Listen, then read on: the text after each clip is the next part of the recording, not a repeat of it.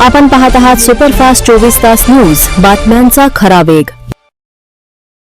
परभणी शहर महानगरपालिकेच्या महापौर व उपमहापौरांनी पदभार स्वीकारला। 16 फेब्रुवारी रोजी परभणी महापालिकेत नूतन महापौर आणि उपमहापौरांनी औपचारिकपणे आपला पदभार स्वीकारला। महापौर सय्यद इक्बाल यांनी महापौर पदाची तसेच उपमहापौर पदाची गणेश देशमुख यांनी शपथ घेतली। या निमित्ताने परभणी महापालिकेच्या आवारात एक साध्या समारंभाचे आयोजन करण्यात आले होते। या प्रसंगी परभणी विधानसभेचे आमदार डॉक्टर राहुल पाटील, माजी आमदार सुरेशदादा देशमुख, माजी उपमहापौर भगवान वाघमारे, सय्यद कादर, महापालिकेचे सर्व नगरसेवक, अधिकारी तसेच सामाजिक कार्यकर्ते आणि मोठ्या संख्येने समर्थक यांची उपस्थिती होती। पदभार स्वीकारल्यानंतर महापौर सय्यद इक्बाल यांनी शहराच्या सर्वांगीण विकासासाठी आपली वचनबद्धता व्यक्त केली। परभणीच्या पायाभूत सुविधा, स्वच्छता, पिण्याचे पाणी, रस्ते बांधकाम आणि नागरी सुविधांना प्राधान्य दिले जाईल असेही त्यांनी यावेळी सांगितले। उपमहापौर गणेश देशमुख यांनीही आपला दृढनिश्चय व्यक्त करत शहरातील विकास प्रकल्पांवर महापौरांशी समन्वय साधून काम करण्याचे आश्वासन दिले। नागरिकांच्या समस्यांचे त्वरित निराकरण करण्याचे यावेळी त्यांनी सांगितले। कार्यक्रमादरम्यान अधिकारी आणि समर्थकांनी नवनिर्वाचित महापौर आणि उपमहापौरांचे पुष्पगुच्छ देऊन स्वागत केले। या नियुक्तीमुळे शहरातील राजकीय वर्तुळात उत्साहाचे वातावरण होते। महापौर उपमहापौर या तरुण असणाऱ्या नेतृत्वाखाली विकासाच्या प्रयत्नांना गती मिळण्याची अपेक्षा शहरवासींना यावेळेस आहे। महापालिकेच्या नजीकच्या भविष्यात विविध योजना आणि प्रकल्पांची घोषणा करण्याचीही शहरवासियांना अपेक्षा आहे। शहरातील कचऱ्याची समस्या आहे, स्ट्रीट लाईटची समस्या आहे,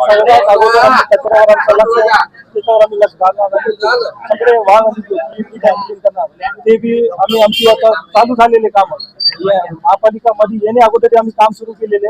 सगळ्या एएसआयला बोललो की जे आता येणारी शिवजयंती आहे त्यामध्ये आम्हाला सगळं city clean, neat and clean पाहिजे। कुठल्या विकास कामांना प्राधान्य देणार आहे? सगळे जे मूलभूत जे महानगरपालिकेमधले जे आहे ना, लहान पासून ते वृद्ध लोकांना जे मूलभूत सुविधा महानगरपालिकेपासून आहे ते सगळ्याला देण्याचा प्रयत्न करतो।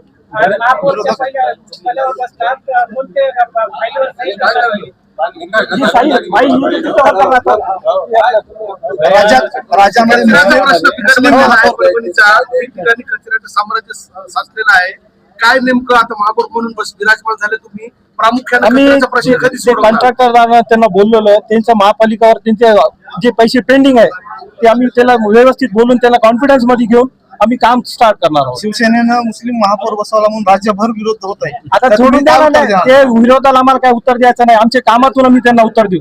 शहरामध्ये अनेक सुनामी आहे, त्यामध्ये रस्ते, नाली याची भयंकर परिस्थिती बिकट आहे। आम्हाला सगळ्यात जे काम रखडलेले, मी अगोदरच म्हटलं, जे काम रखडलेले ते काम आम्ही करणार। काय म्हणले? ते मुख्य आहे ना ते मुद्दा। परभणी महापालिकेच्या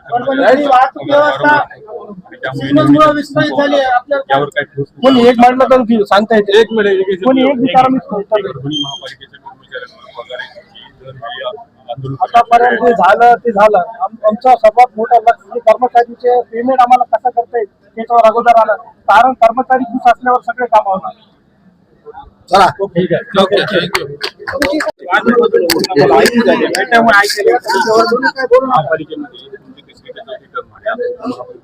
कशा पद्धतीनं परभणीच्या विकासासाठी? नक्कीच गेले 2 टर्म बघितल्यानंतर नगरसेवक या पदावर काम करताना ज्या गोष्टीचा अनुभव या ग्राउंड लेवलला ज्यावेळेस आले तर त्या गोष्टीची कुठेतरी पूर्तता आपल्या उपमहापौर पदी ज्यावेळेस आज चार्ज घेतला आहे तर त्या निमित्ताने मी खरंच सांगतो नगरसेवक काय काम करतो, काय काम करू शकतो, हे उपमहापौर पद घेतल्यानंतरच मी आता तुम्हाला या विकास आराखड्याशी जोडून जातो। शहरातील कचरा समस्या तीव्र आहे, महापौरांनी जरी आश्वासन दिलं असेल निवडणुकाच्या झाल्याच्या नंतर तरी अद्याप त्यात काही चेंज झालेलं दिसत नाही। रस्त्यावर ठिकठिकाणी कचरा जावा, काही ठिकाणी तर महापालिकेच्या कर्मचाऱ्यांकडून कचरा जावा। आता काय व्हिडिओ बनवणारे असतात त्याला कोणी काही विरोध करू शकत नाही, पण मी सांगतो की कचरा गाड्याचा जो प्रश्न जो आहे प्रलंबित तो महानगरपालिकेच्या मार्फतच आम्ही आता ज्यावेळेस आता पद घेतलं तर आम्ही तुम्हाला 100% 1 ते 2 दिवसामध्ये परभणी शहरातील जेवढा बी कचरा आहे त्याचं संकलन करू आणि त्याची कुठे आम्ही त्या डम्पिंग ग्राउंड तिचं विल्हेवाट लावण्याचा 100% प्रयत्न करणार। आणि प्रथमतः आम्ही ज्यावेळेस महापौर असेल किंवा उपमहापौर असेल तर 100% परभणीला स्वच्छता करण्याच्या प्रयत्नावर भर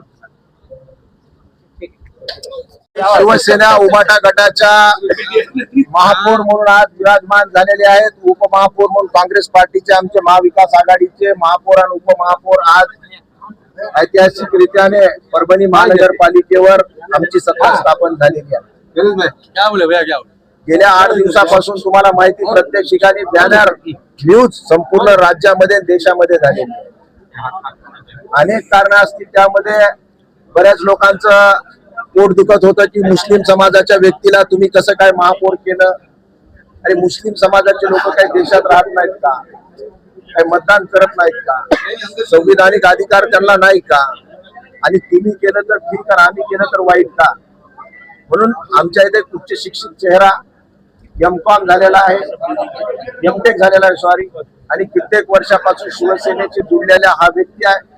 म्हणून सय्यद इक्बाल असेल किंवा आमचे गणेश देशमुख असतील, दोन्ही युवा चेहरा देण्याचं काम आम्ही या निमित्त या महानगरपालिकेत केलेला आहे. म्हणून जरी कोणाचं पोट दुखत असलं तरी सर्व समाजाला न्याय देण्याचं काम शिवसेनेला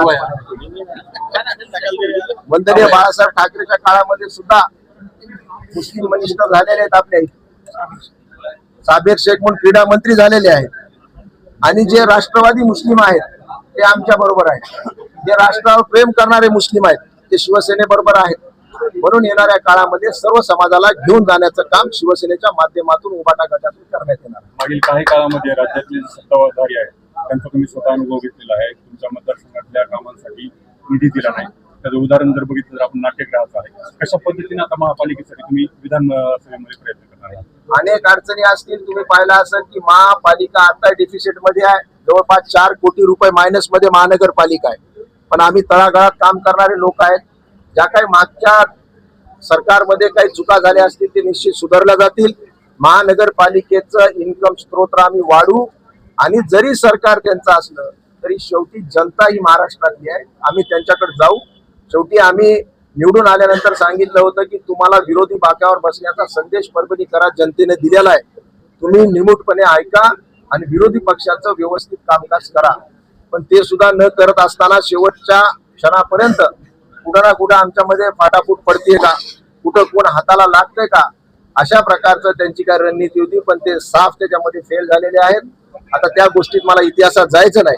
समोर आम्हाला सर्वांना घेऊन विरोधी पक्षाला घेऊन सुद्धा महानगरपालिका अतिशय स्वच्छ, सुंदर, सुरक्षित आणि एक ज्याला देशामध्ये टॉपची महानगरपालिका करण्याचा आम्ही 100% प्रयत्न करू.